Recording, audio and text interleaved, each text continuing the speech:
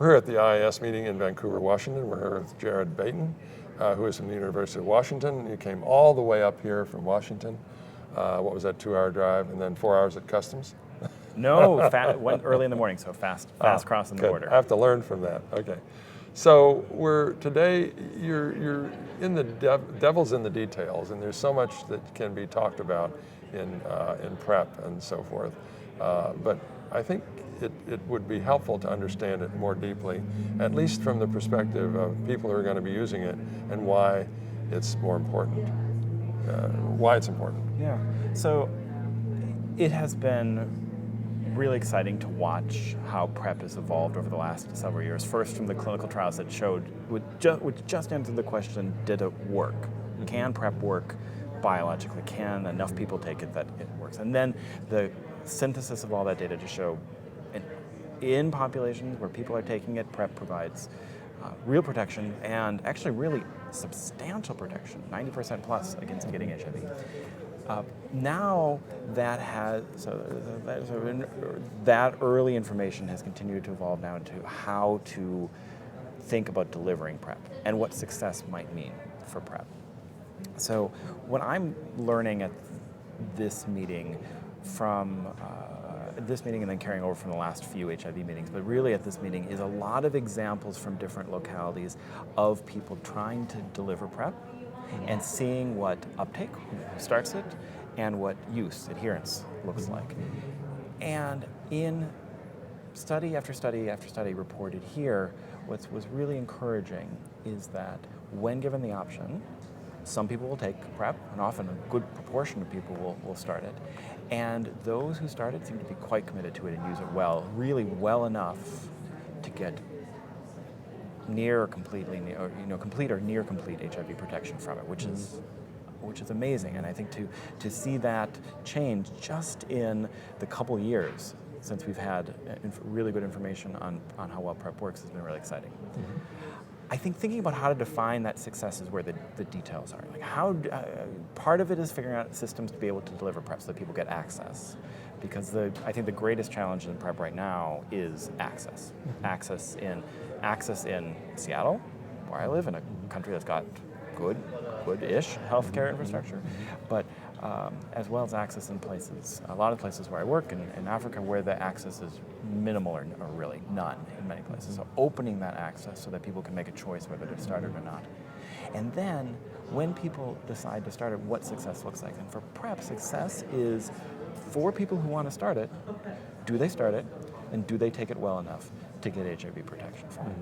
And we really have to reconceptualize what adherence and success look like for an antiretroviral, because that's different than treatment. Mm-hmm. Treatment success is every person on treatment as soon as possible and for the rest of their life. Mm-hmm. PrEP success is people who need it, who want to take it, taking it during as long as they are going to need it to be when there's still ongoing risk, and then when the risk has changed, not having to be on it anymore.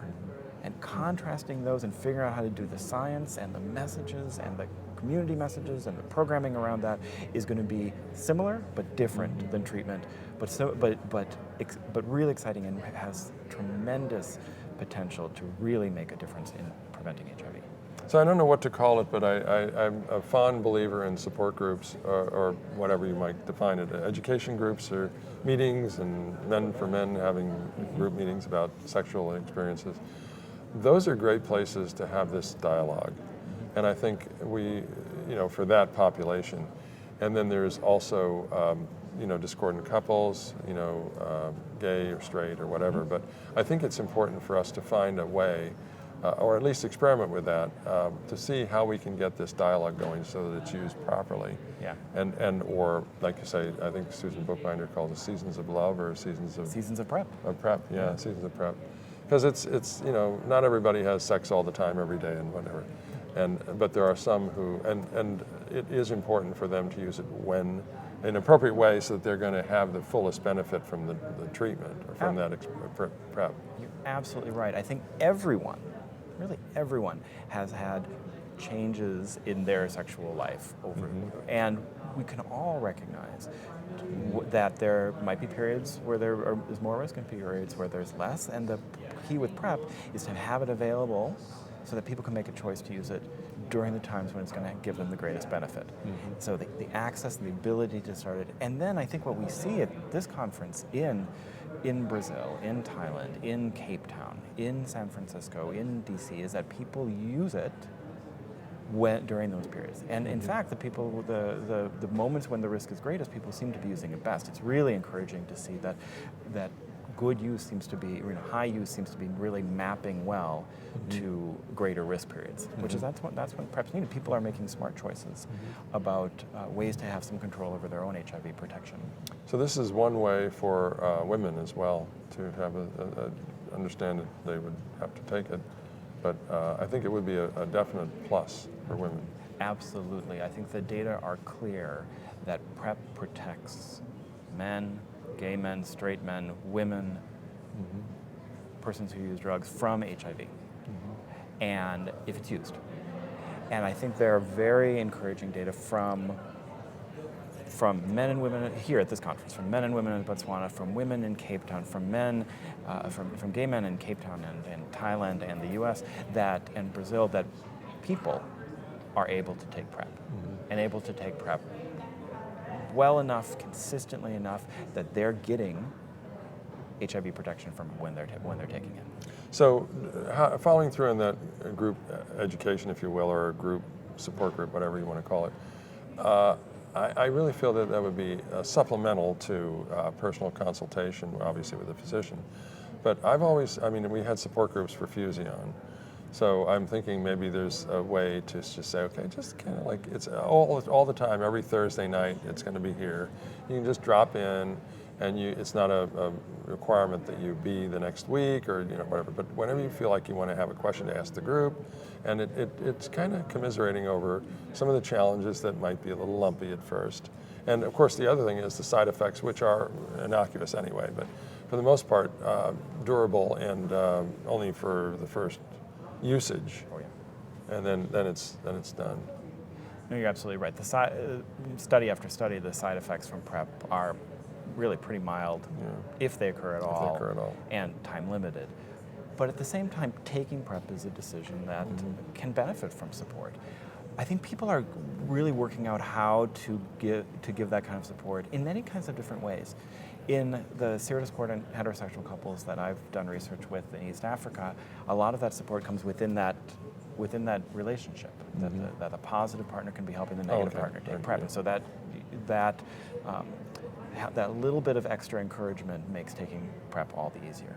In other places, it might be support groups. Some people are testing virtual support groups, where you can have a series of a text message chat room. That's very good. So that maybe if you don't need to all to be face to face together, but you can be in the same virtual space together. And a lot of people, younger people especially today, that's their life. That's the way they live. Absolutely, I think so. It shouldn't be a problem if we can build ways to make PrEP easier to take and easier to get the right kind of support.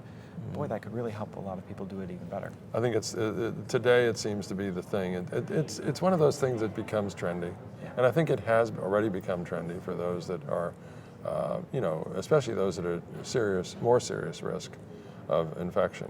Of course, this does not change anything with other STDs, and I think that has to be reminded, ongoing. But it's like, one person told me, another adherence thing, and I think you can't give enough adherence messages. I don't care whether it's for PrEP or for treatment or whatever, but you have to. This is so serious, It's not hard, it's not complicated, but it is important. Right. Yeah, to stay on track. I think for PrEP, one of the things that's really helped was boiling the messages down to something simple. This pill works when you take it, and that getting that message finally crystallized, and then carrying that to all different parts of the world where people are taking PrEP, I think has made it easier to talk about PrEP. You talk about other STDs, and I think that's good to bring up. The PrEP doesn't protect against STDs, At the same time, what's really encouraging for me about prep is that prep is a way to engage people in care. And people on prep then get more frequent contacts with care, more frequent contact, more frequent screening for STDs. It seems like it's a win-win all the way real around. win-win. It's a complete circle. I really appreciate you taking the time to kind of give that, success story, and success is different for all, because if people are viewing this anywhere else in the world, or even from one city to another, it may be different in Seattle it is in Portland, and it has to do with how it's delivered and everything else. But I think each city has to figure their issues out.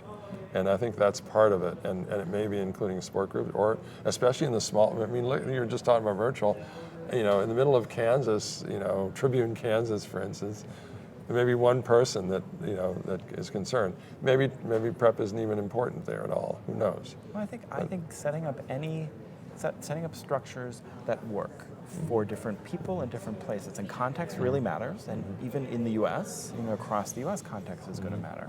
And so every place has to be creative to figure out the best ways to deliver prep for people at risk in that locality. But I really think we can do it, and I think we've got nice examples already of how different places are figuring that out. Great. Thank you very much, great. Jared. Thank I you. appreciate it, Jared. Okay.